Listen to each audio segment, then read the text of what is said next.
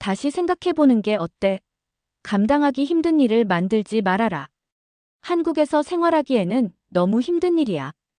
우아해 보이지만 강한 인상을 풍기는 한 중년 부인이 못마땅한 얼굴로 여성을 설득하고 있습니다. 이 여성은 팔짱을 끼고 자신을 향해 소리치는 중년 부인을 향해 기죽은 표정 없이 담담하게 쳐다보고 있는데요. 중년 부인 옆에는 한 남성도 앉아 있습니다. 주변 테이블에 앉아 있는 사람들은 불편한 듯 먼 자리로 이동합니다. 하지만 이 여성은 모두 놀랄 만큼 자리를 박차고 일어나는데요. 대체 이 여성에게 무슨 사연이 있었던 걸까요? 구독자 여러분에게 전해드리겠습니다. 그 전에 구독과 좋아요 눌러주세요. 안녕하세요. 저는 멕시코 과달라하라에서 태어난 발레노이입니다. 과달라하라는 멕시코 서부에 위치한 도시로 두 번째로 큰 도시예요. 저는 이 도시에서 살며 마리아치 음악과 데킬라를 즐기며 생활했어요. 이곳은 유명한 멋진 성당과 전통 있는 건축물을 많이 볼 수 있는 곳인데요. 다양한 문화축제가 열리며 특히 매년 열리는 라페리아 데 과달라하라는 많은 사람들에게 사랑받는 행사이기도 합니다. 부모님과 함께 성당을 가는 길은 아침 햇살이 부드럽게 감싸고 오래된 돌담과 울창한 나무들이 만들어내는 자연의 품속에서 나는 한층 더 자신을 돌아보게 됩니다. 이런 매력적인 도시에서 태어난 저는 나름대로 공부도 열심히 하며 살았어요. 어렸을 때부터 부모님은 저를 공주처럼 이쁜 옷들을 입혀주시고 긴 머리는 항상 잘 따아주셨습니다. 어머니가 아침마다 만져주신 머리는 또래 친구들 사이에서 부러움을 사기도 했어요. 주변에서는 착하고 이쁘다는 소리를 자주 듣고 자랐어요. 학교를 갈 때마다 친구들은 관심은 늘 저였던 것 같아요. 어느 날은 특히 기억에 남습니다.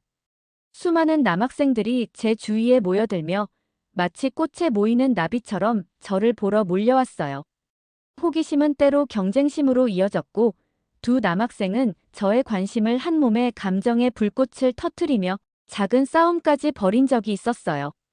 가방을 대신 들어주겠다고 호의를 베풀기도 하고 선물을 주며 접근하는 경우가 많았답니다. 살면서 이쁘다는 말을 많이 들어서인지 기분 좋은 것보다 늘 하는 말처럼 들렸어요. 그런 외모와 달리 저는 자존심이 무척 강했습니다. 누군가에게 도움받는 걸 싫어했어요.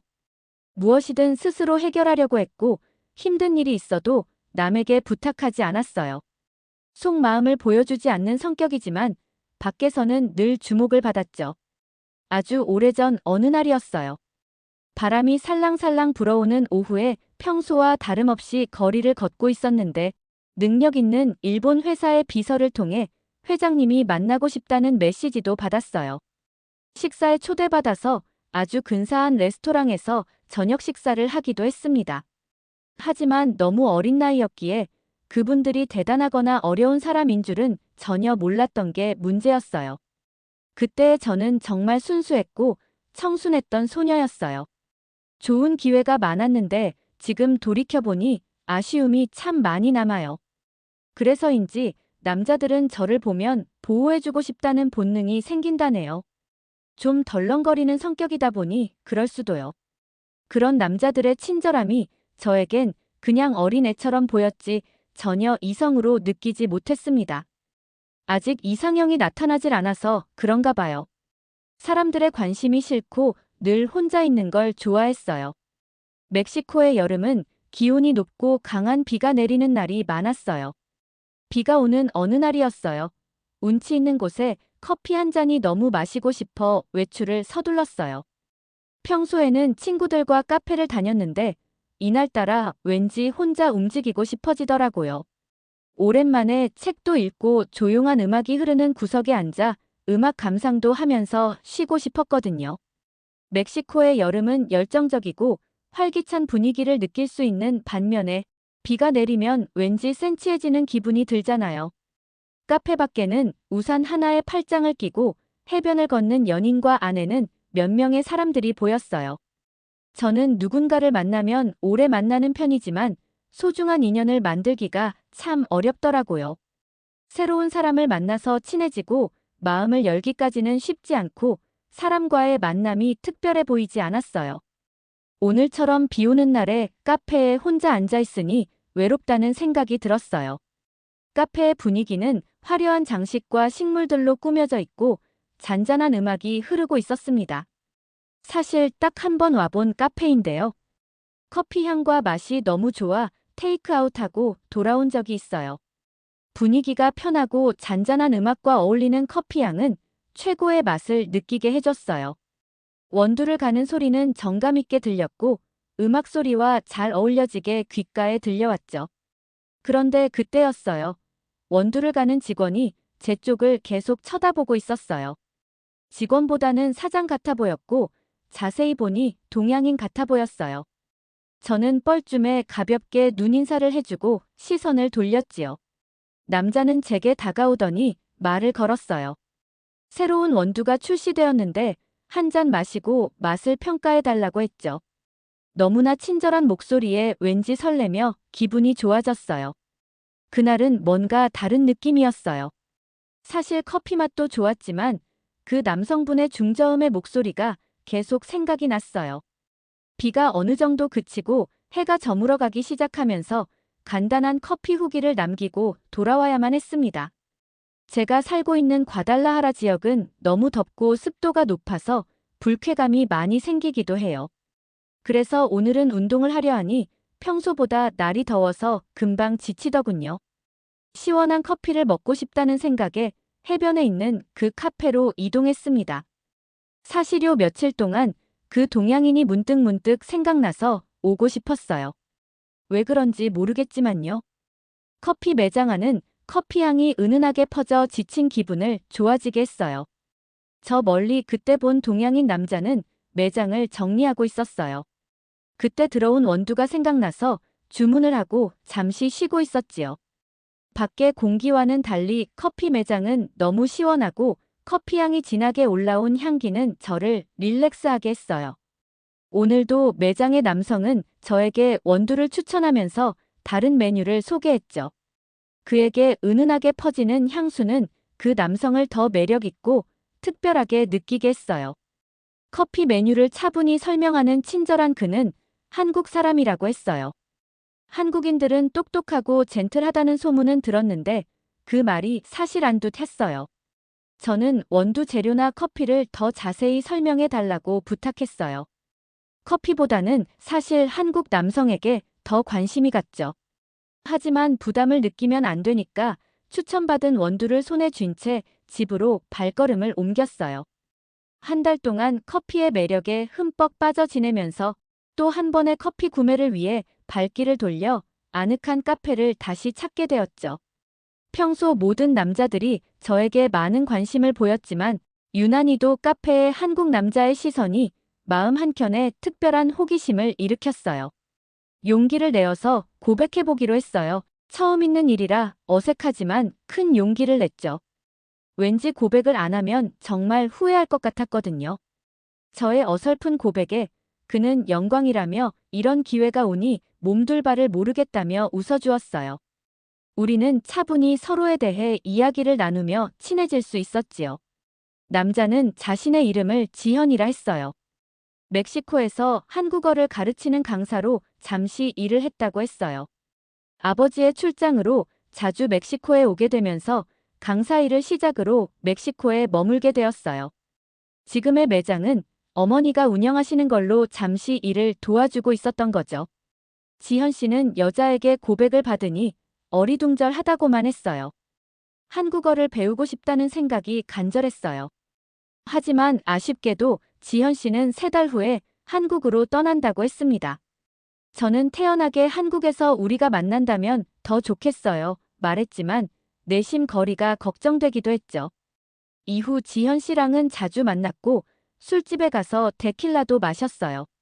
지현 씨는 멕시코에서만 먹을 수 있는 품질 좋은 데킬라를 즐기는 모습을 보며 멋있다고 느꼈죠.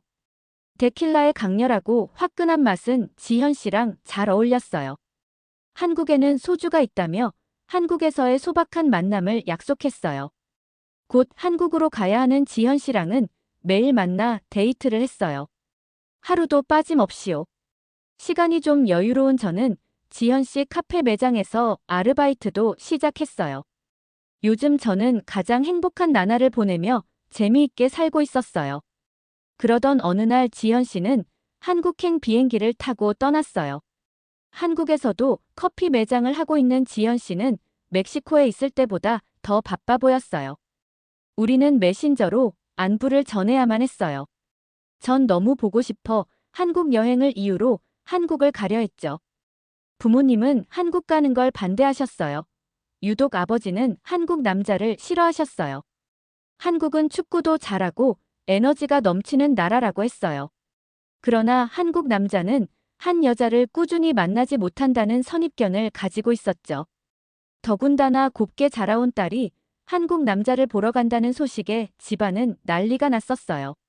한 번도 마음 아프게 한 적 없이 곱게 자란 딸이 한국에 간다는 말은 부모님에게 큰 걱정이었어요. 저는 이번 기회에 꼭 한국을 가보고 싶다는 의지를 굽히지 않았어요. 비록 허락은 받지 못했지만 짐을 챙기는 저를 말리지는 못했어요. 아마도 부모님은 제가 한국을 갈 거라는 생각은 꿈에도 생각 못 하셨어요. 출국 전 지현 씨는 한국 겨울은 멕시코보다 훨씬 추우니 따뜻하게 챙겨 오라며 자상하게 조언해 주었고 그 말에 더욱 보고 싶은 마음이 커졌습니다. 한국 공항에 도착하자마자 지연 씨가 마중 나와 한국에 온 내가 참 대견하다며 꼭 안아주었고 그 진심 어린 환영에 감동하지 않을 수 없었어요.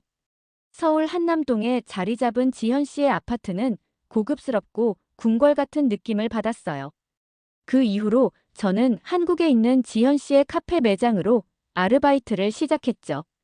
서울은 처음이라 늘 지현 씨랑 함께 다녀야만 했고 저는 같이 있는 게 그저 행복했죠. 한국 커피 매장은 언제나 사람들로 북적였어요. 여유로워 보였고 느긋해 보였어요. 주말이면 아기들을 데리고 오고 자상하게 가족을 돌보는 아빠들의 모습이 특히 인상적이었어요. 책을 가져와서 읽고 가시는데 그 모습을 본 아이들은 아빠의 교양 있는 행동을 따라하며 배우고 있었어요.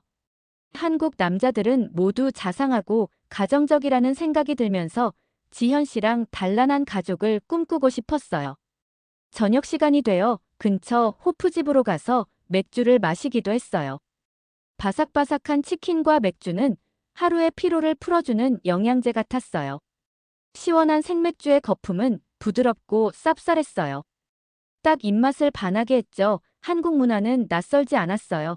지현 씨랑 함께해서 그런지 재미가 많았거든요. 한국에 와서 저는 소주를 마시며 노래방 가는 걸 즐기고 있습니다. 오늘은 지현 씨랑 친구들을 만나기로 했어요. 한남동에 있는 유명한 곱창집을 가기로 했지요. 곱창을 처음 먹을 때 소주도 같이 마셔봤어요. 카하는 소리와 함께 목으로 쑥 넘어갔어요. 소주는 멕시코의 데킬라다는 다른 맛이었어요. 겨울엔 멕시코에서 데킬라를 마시며 온도를 유지했다면 한국은 소주가 제 몸을 따뜻하게 해주더라고요. 김치에 싸먹는 곱창도 너무 맛있어요. 지현 씨는 갑자기 변한 제 입맛에 흠집 놀라면서 한국 사람처럼 잘 먹네 하며 흐뭇해했어요. 부모님을 한국으로 초대하면서 가장 기대했던 순간 중 하나가 바로 축구였어요. 아버지께서는 워낙 축구를 좋아하시고 특히 손흥민 선수의 열렬한 팬이시거든요. 멕시코에서도 손흥민 경기가 있는 날이면 일부러 새벽까지 일어나서 보실 정도니까요. 그래서 이번 기회에 한국 축구 문화를 직접 경험하게 해드리면 얼마나 좋아하실까 싶었어요. 예상대로 한국에 도착하자마자 거리 곳곳에서 보이는 손흥민 선수의 광고를 보고 신기해하셨죠. 이왕 한국에 오신 김에 제대로 된 축구 문화를 경험하셔야 한다고 생각했어요. 드디어 서울 월드컵 경기장으로 모시고 갔죠. 경기장에 들어서는 순간 아버지는 두 눈을 반짝이셨어요. 시설도 깔끔하고 전체적으로 정돈된 분위기가 인상적이셨던 것 같아요. 멕시코의 아즈테카 스타디움은 워낙 크고 역사도 깊지만 여긴 진짜 현대적이고 경기장 관리가 정말 잘 되어 있다고 하셨어요. 경기가 시작되자 한국 팬들의 응원 문화가 신기하셨는지 계속 감탄하셨어요. 멕시코에서는 각자 자유롭게 응원하는 편인데 한국은 다 같이 응원가를 부르고 박수치면서 단합해서 보니 더 흥분된다고 좋아하셨어요. 저도 몇 번 경기장을 다녀왔지만 아버지처럼 신나게 경기를 즐기는 모습은 처음 보는 것 같았어요. 덩달아 저까지 신이 나더라고요. 경기가 끝난 후 우리는 경기장 근처에서 회식을 하기로 했어요. 멕시코에서는 축구 경기가 끝나면 바에 가서 맥주 한잔 하면서 경기 이야기를 나누는 게 일반적인데 한국에서는 경기 후 삼겹살이나 치킨을 먹으며 회식하는 문화가 있잖아요. 아버지는 직접 고기를 구워 먹는 한국식 회식 문화가 무척 마음에 드셨는지 연신 소주잔을 기울이며 한국 팬들과 함께 경기 이야기를 나누셨어요. 하지만 이 즐거운 분위기를 깨는 순간이 있었어요. 우리가 삼겹살을 먹으며 경기 이야기를 나누고 있는데 옆 테이블에 앉아있던 사람들이 점점 시끄러워졌어요. 처음엔 그냥 좀 떠드는 정도라 생각했는데 갈수록 소리를 지르며 테이블을 세게 치고 심지어 다른 손님의 자리에 함부로 짐을 올려놓더라고요.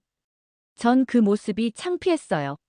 지현 씨도 얼굴을 찌푸리며 한마디 할 참이었죠. 그러더니 한 명이 종업원을 대하는 태도가 정말 거슬렸어요. 직원이 다가와 정중하게 주문을 받으려 하자 손짓으로 막 휘저으며 마치 하인 대하듯 무례하게 말하는 모습이 눈에 띄었죠. 아버지도 그 장면을 보고 인상을 찌푸리셨어요. 더 충격적이었던 건 한 사람이 먹고 있던 테이블에 휴지를 던지는 행동까지 보였다는 거예요. 주변 손님들도 하나둘씩 불편해하는 기색이었지만 정작 당사자들은 전혀 신경 쓰지 않는 눈치였어요. 결국 가게 사장님이 다가와 조용히 해달라고 요청하셨고 우리 테이블에 와서 중국 관광객인데 잘 모르니 양해를 구한다고 했죠. 아버지는 한숨을 쉬며 말씀하셨어요. 만약 한국인이었다면 전 아버지하고 바로 멕시코로 가야만 했을지도 몰라요. 아버지는 예전에 출장 갔을 때 비슷한 경험이 있었다고 해요. 중국에서 회식 자리에 초대받았던 적이 있었는데 거기서도 사람이 막 소리를 지르면서 식당 안을 자기들 마음대로 하는 걸 보고 이해를 못하셨다고 해요. 술을 마시면서 종업원한테 반말하고 식탁 위에 담배재를 그냥 털어버리는 행동을 보고 정말 당황하셨다고 하네요. 그 말을 듣고 나니 오늘 있었던 일이 더 이해가 되면서도 씁쓸했어요. 아버지는 멕시코에서도 다양한 사람들을 만나셨지만 이렇게 공공장소에서 남을 전혀 배려하지 않는 태도는 여전히 적응이 안 된다고 하셨어요. 결국 우리는 조금 일찍 자리에서 나왔어요. 하지만 아버지는 한국에서의 축구 경험 자체는 정말 만족스러우셨던지 다음번엔 손흥민 경기가 있을 때 다시 와야겠다며 웃으셨어요. 이날 일을 통해 한국에서 축구를 즐기는 문화와 그에 반하는 일부 관광객들의 행동을 모두 보게 되었어요. 하지만 결국 가장 기억에 남는 건 한국 팬들의 뜨거운 응원과 따뜻한 축구 문화였어요. 아버지는 이제 단순한 손흥민 팬이 아니라 한국 축구 문화의 팬이 되어 멕시코로 돌아가셨답니다. 이렇게 해서 아버지의 한국 축구 여행은 단순한 관광이 아니라 새로운 애정과 관심을 싹트게 한 계기가 되었어요. 지현 씨랑 열심히 일하고 살면서 한국에서 여유롭게 가정을 꾸리고 싶어집니다. 한 멕시코의 친구를 초대하고 한국에서 깜짝 파티를 하고 싶어졌어요. 멕시코 남자들의 고백도 다 거절할 만큼 차가운 제가 한국 남자를 만나 지내는 걸 자랑하고 싶었거든요. 지현 씨도 소개해주면서 한국 카페도 보여주고 싶어요. 진정한 사랑은 억지로 만들어지는 게 아니고 우연한 기회에 얻어지는 인연인 것 같습니다.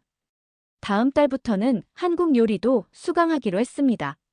그리고 운전면허증도 따기로 했답니다. 앞으로 한국에서 할 일이 너무 많아질 것 같네요. 한국 생활 많이 응원해주세요. 한국 생활 많이 배우고 다시 사연 보낼게요. 이번 사연은 멕시코 여성 발레 노이가 보내준 사연이었습니다. 진정한 사랑을 만나 알콩달콩 지내는 모습이 너무 귀엽기까지 합니다. 사연은 여기까지 하겠습니다. 다음 사연으로 다시 돌아오겠습니다. 안녕히 계세요.